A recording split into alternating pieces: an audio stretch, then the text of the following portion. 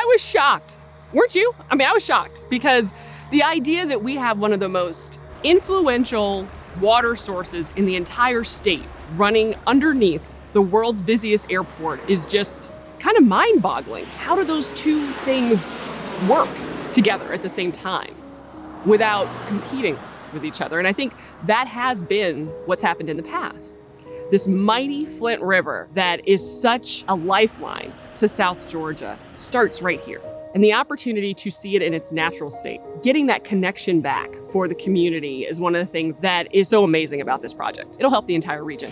When we started this project, it wasn't exactly clear where the headwaters began, where the source is. So that becomes like a treasure hunt, trying to follow pipes to see where the original creek might have been. I'm a big nerd about that at this point. Everywhere I go, I'm sort of curious about where water goes. Trying to understand the Flint headwaters, that's where the name Finding the Flint came from. We didn't set out saying that's what it was going to be, but we kept saying that so often. We're finding it on maps, we're finding it in storm drains. We just said, we're just going to call the project that. It's a long-term goal to think about restoring the river to a more natural condition that still fits in to the needs of a growing city. Well, of course, anybody that hears that story has to be amazed. A river under an airport. Who could imagine such a thing? And I was even more amazed when I discovered that the headwaters of the Flint are in my city, East Point. Up and down Willingham, I don't come up and down this street very often, but even today when Hannah said, well, there it is right there. And I said, what? That, as many times as I've been down this street, I've never seen it, never noticed it. Here at the urban source of the Flint River, you're not going to find any creeks or anything that looks like a river. You will see lots of stormwater infrastructure, pipes like this, where this entire area drains into the Flint River. But in the future, we hope there will be areas, parks, nature preserves, and trails where people can access the river again and enjoy it. The airport has had a sustainable management plan for a number of years, and so we've been working on incorporating and implementing sustainability. One of my favorites, of course, is doing green infrastructure and getting to work with Finding the Flint.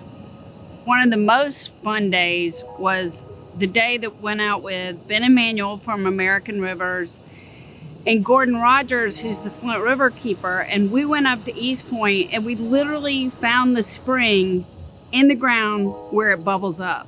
We saw it in parking lots, we saw it in ditches where it enters the airport next to the Delta Flight Museum. And then we came down here and got to see it here where it begins to look like a more natural stream. So that was a really great day for me. So many of the issues are the demands on the river, the water being pulled out so that we have less flows, the impact of climate change and the heat, the impact on wildlife because of that. All this is going on, but it's kind of out of sight, out of mind. The benefit of Finding the Flint is raising the awareness and engaging all of the community. I want clean water. I want healthy water. It's soulful for me.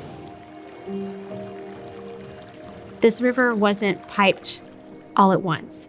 This city wasn't paved all at once. It was paved one parcel at a time. It was put into a channel one stretch at a time as each individual property owner was trying to solve problems.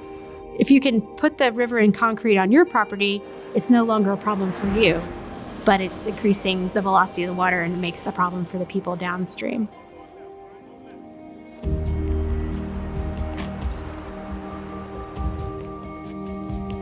If you're up front and you see a rock just ahead, maybe a little bit under the water or something like that, and you think your stern paddler doesn't see it, point the way you want them to go. And you can shout at them too over your shoulder. But if you can remember that, point positive, that'll help with that confusion in the moment. American Rivers is a national river conservation organization. Our mission is to protect wild rivers, restore damaged rivers, and conserve clean water for people and nature. And at American Rivers, we operate under the belief that every community in the country deserves clean water and access to a healthy river.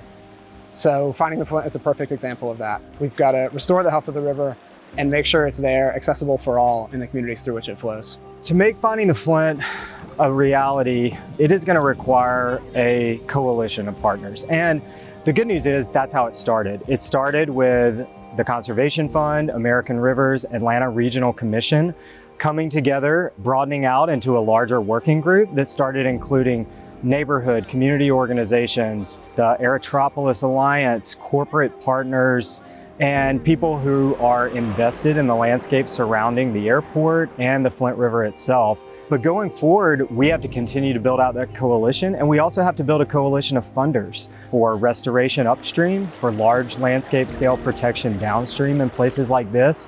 And finding the Flint is helping shine a light on that need, and that's why I know it's possible. Our public partners are focused on how to leverage and manage the day-to-day operations of the city, right? And our corporate partners, from a civic perspective, play an important role in not only their ability to retain talent, but to also really serve as an anchor for what's happening around them. And the Flint River is literally happening not only around them, but through them. So how do we now become more intentional and leverage and not ignore what's happening?